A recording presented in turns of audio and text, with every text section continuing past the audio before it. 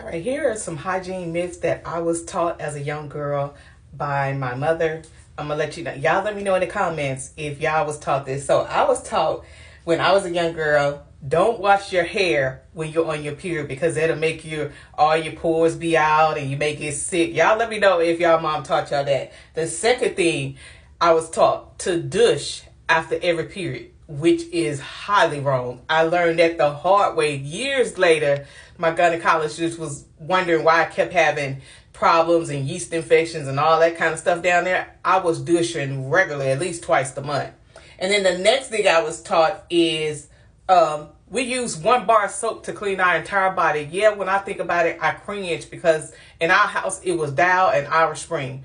Irish Spring bar soap used to go in my hoo-ha butterfly down there. I'm telling you, thinking back on it now, it just makes me cringe because it was like now it makes so much sense why I used to have a lot of issues when I was a kid. But listen, when you're in your house as a child, you do what your parents tell you to do. We had that 1 bar of soap. We washed everything. I don't even think, well, when I was young, I did have skincare. It was Noxzema. Y'all let me know.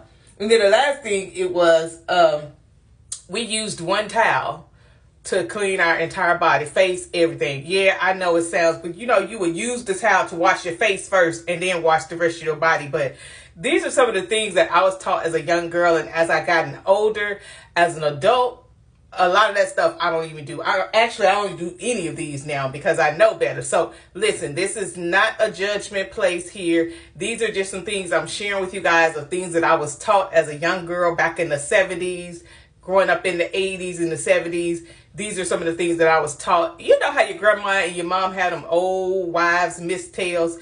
These were some of them. Y'all let me know some of the wise mistales that y'all was taught as a young girl back in the day.